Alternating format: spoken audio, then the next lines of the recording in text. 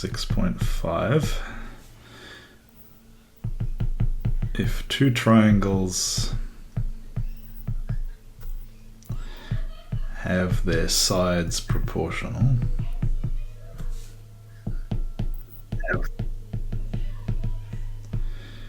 the triangles will be equiangular.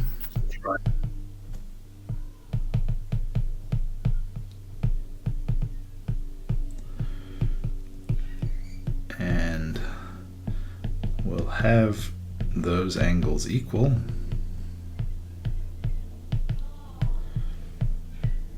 which the corresponding sides subtend.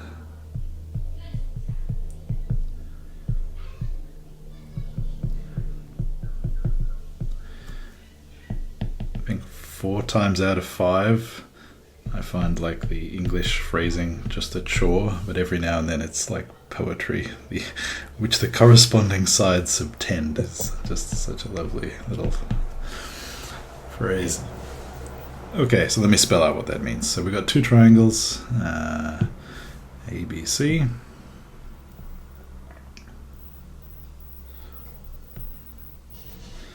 and DEF.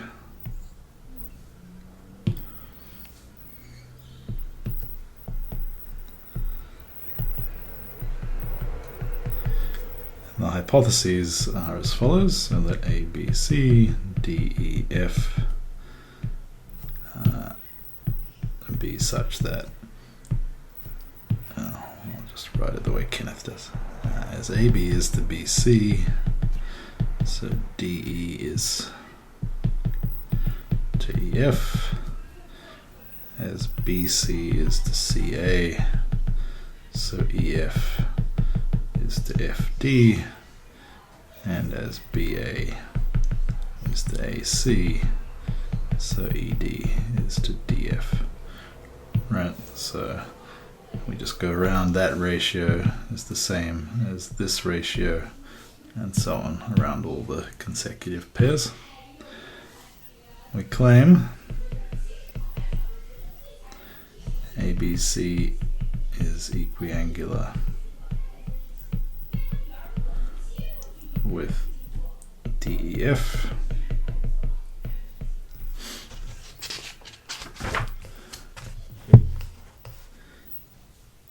and, like, to be more precise, ABC is DEF, BCA is EFD, BAC is EDF. I mean, just sort of like when we say equiangular, it just sort of, means in the obvious sort of sense given the data. Okay, so here's the construction. On EF, construct FEG equal to ABC.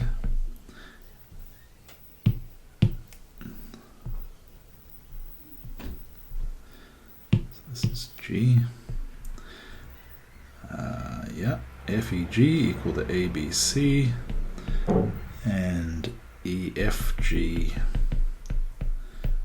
equal to ACB. So this is from way back in book 1. We can construct angles on straight lines. Then I guess we need to know they meet, and we call that point G.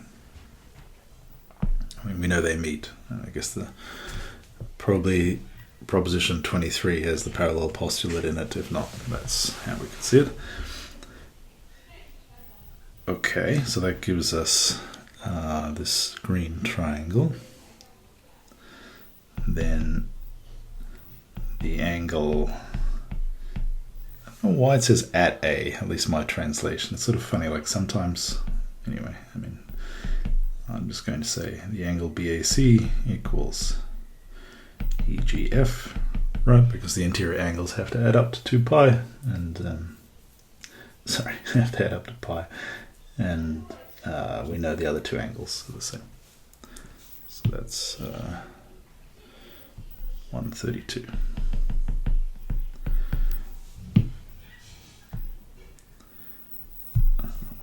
Okay. So that gives the equiangularity, I guess. So therefore, ABC is equiangular with GEF. Now we just have to show that this triangle GEF is equiangular with DEF. I mean, in short, the ratios work and they share a common side. So that's the difference between ABC and DEF, right? They have all these ratios in common, but they don't share a side. And so we can't directly bootstrap off that to get the rest. So we reconstruct ABC down with a common side, and then, I mean, the rest is sort of routine. Okay, so I'll spell it out. As AB is to BC, so is DE to EF by hypothesis. So as DE is to EF, so is GE to EF. Let me just double check. DE is to EF as GES. GE is to EF. That's using, I mean, if you like, a property of ratios, right?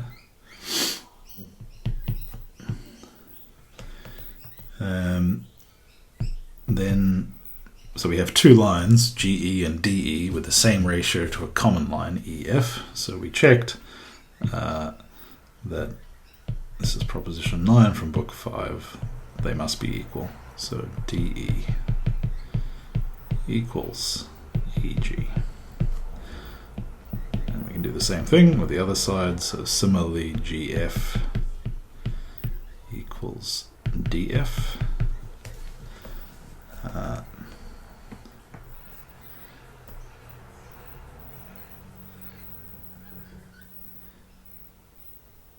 So, yeah.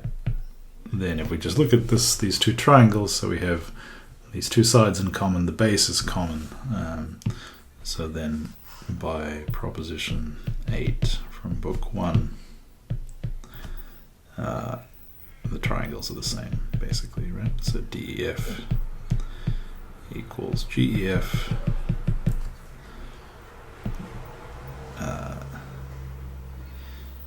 So the triangles, yeah.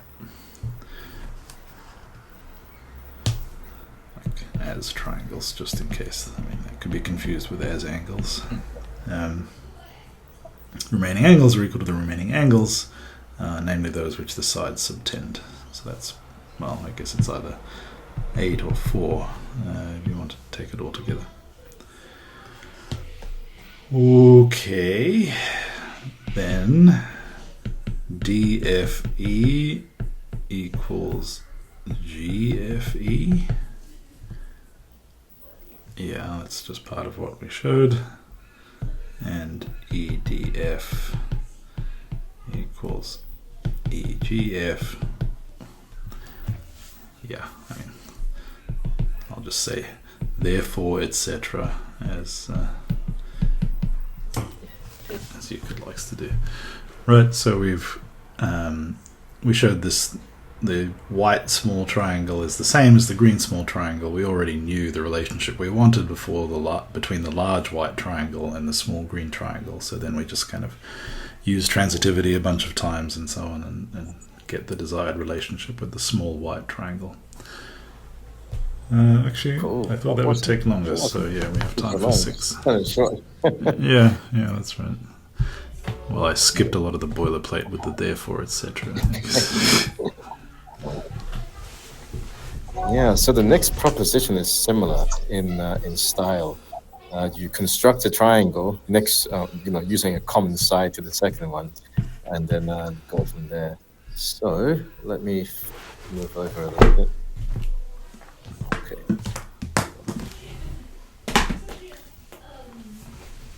Okay, so proposition 6. So proposition 6 says that if two triangles have one angle equal,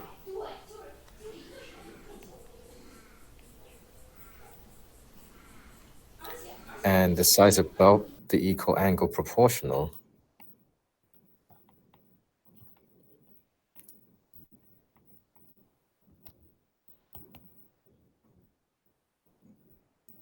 Angle proportional, then the triangles are equiangular.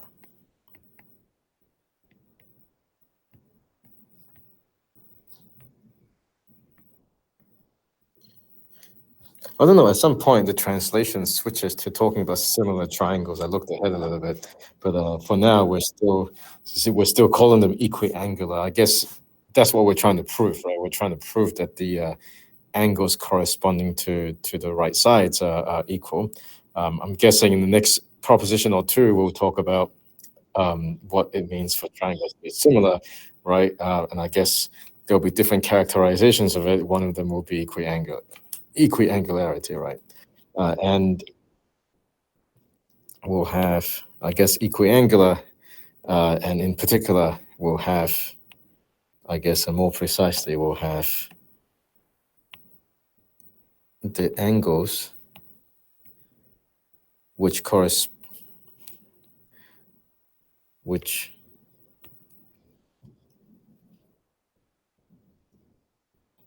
corresponding sides sub 10 equal. I'm tripping over a little bit here because it's not it's not very a common phrase to say sub 10 equal. I have to say, Euclid here, the prose here, I guess, is a little more terse than before. Before, sometimes there tends to be a lot of words that do nothing, but here, I guess they this is a pretty concise statement of what we want to say, right? I don't know, maybe.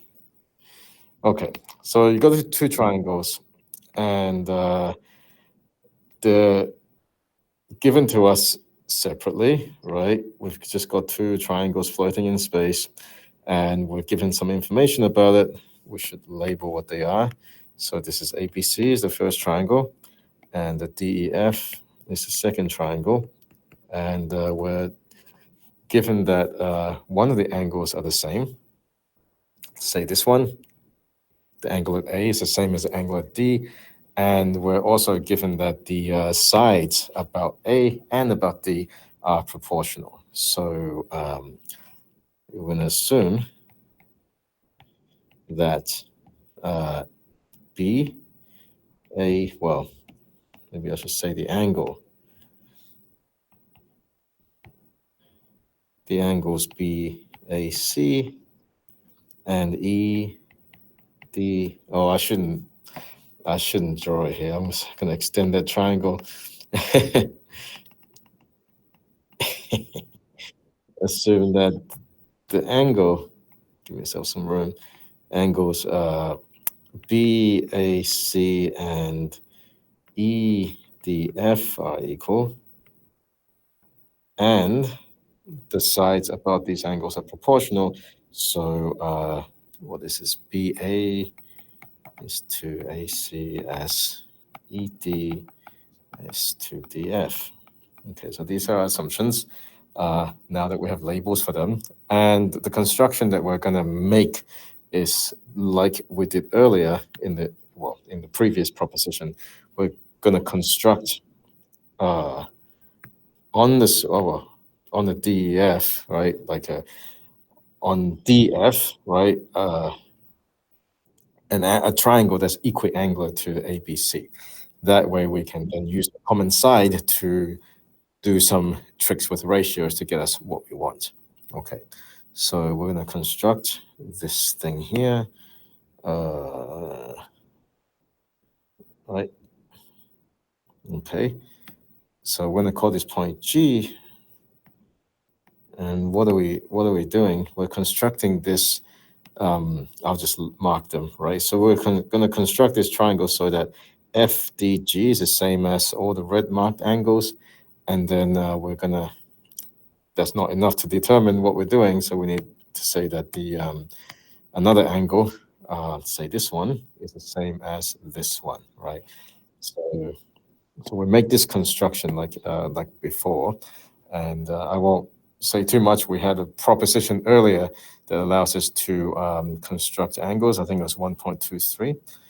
And so as a consequence, right, because triangles add up to pi, like this angle is also the same as this angle. So we really have constructed a triangle that's equiangular to ABC, sharing a common side with DEF. Okay, so the claims, so we have two claims. So the claims, oh, I'm still green. Green is not good. Claim. Okay, the claims are that one, ABC is equal to DEF, and two, ACB, these are angles by the way, is equal to DFE. To know that one of the angles are equal, we just have to show that the other two angles. So, in fact, 2 implies 1 by proposition 1.32, right? 2 implies 1 by proposition 1.32, and proposition 1.32 just tells us the fact that we all know that triangles add up to pi. The angles in the triangle add up to pi. Okay. And okay, so proof. Right? So I guess I guess we already kind of said that by construction. Skipping a few lines here. The triangles ABC. Oh, that's a terrible way to write triangle. Triangles. If I don't look at what I'm writing, it tends to be a bit wonky. ABC and DGF are equiangular. It's funny, if I'm writing on paper, I guess I don't really need to look at it. How often do you write without looking at it? I don't really understand. I don't know. Like, if you're copying something, remember back at university when we, wrote notes down, right? Sometimes you're a bit bored. Okay. I don't think I can. Yeah. I don't think I can do this on an iPad. It would just be terrible. I mean, Daniel, you have really nice handwriting on the iPad, but I just cannot use this. Well, I have to check. From memory in class, he just massively typed it into LaTeX live, more or less. Right? Oh, yeah, that's in the later years. I guess when I first got to university and I had with pen and paper, I had to write at some point. Okay, you moved on. Part of the reason why I took a laptop is because my handwriting was so terrible. I couldn't read it. And then here I am forcing you back onto the boards. Well, very good. We come full circle with technology, right? Now we're back to handwriting. So we're actually going to use 6.4, right? So we have equiangular triangles, right? So previously we proved in 6.4 that once you have equiangular triangles, you can conclude something about sides, of proportions of sides, right? So by proposition 6.4, we have a proportionality statement that BA is to AC as GD is to DF. Okay, so hence now going back to the hypothesis, right? What the hypothesis had, what is it? BAAC appears on both of them, right? So you can say that the thing on the right-hand side are equal by one of our previous propositions. So hence ED is to DF as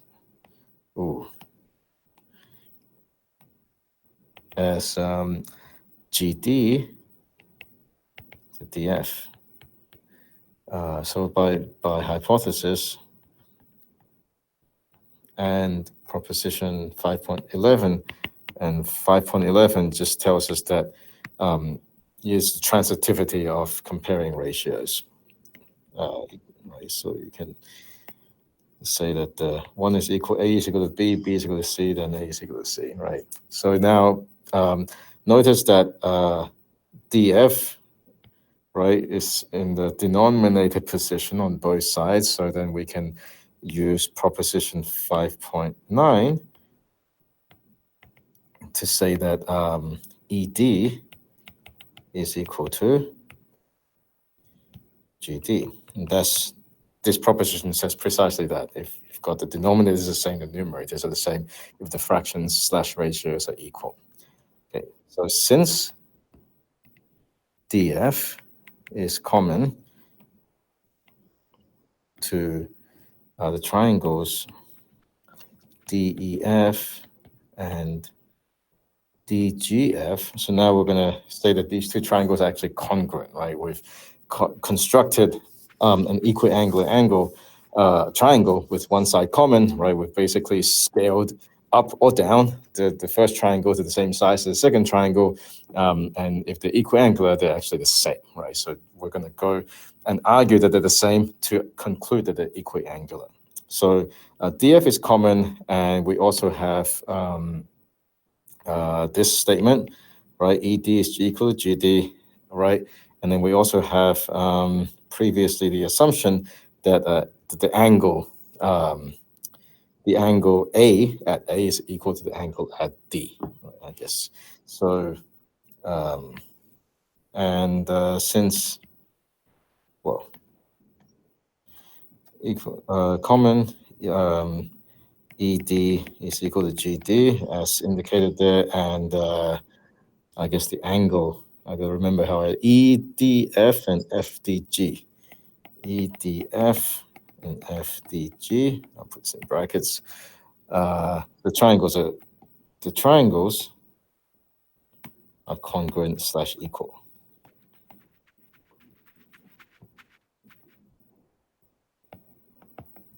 And here, I guess in Euclid, he just says equal, but I guess here he means equal in the sense of them being congruent, not just equal in areas. Okay, so in particular, DFG1, if they're equal, absolutely equal triangles, congruent triangles, that they must be equiangular, right? In particular, DFG is equal to DFE, and I was hoping I can fit this on the board. I'm going to walk over. Oh man, it's kind of far. You're so lazy. You're so lazy. Well, it's nice to have it on the same board, right? But now I have to erase, and I'm going to forget what I was talking about. What was I saying? In particular, DFG is equal to DFE, and since DFG is constructed to be equal to ACB2 follows, right? So yeah, basically the three angles marked in red are the same, and so not red, yellow. It was by assumption. DFG, and since DFG is constructed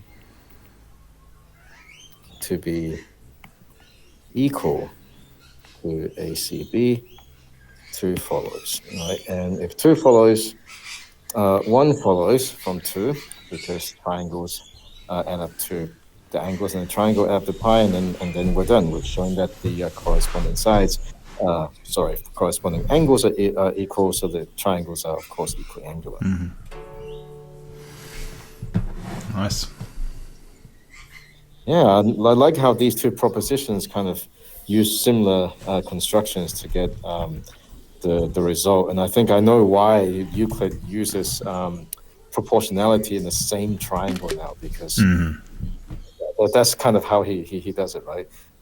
You use the pairs of sides that are proportional in the same triangle, construct the triangle on the other triangle with the same side, and then you can just flip the fractions over to get what you want. That's kind of clever. Yeah, I like it. Yeah. All right. Thanks a lot, Kenneth. See you next week. Cool. See you next week, man. Yeah. Cheers.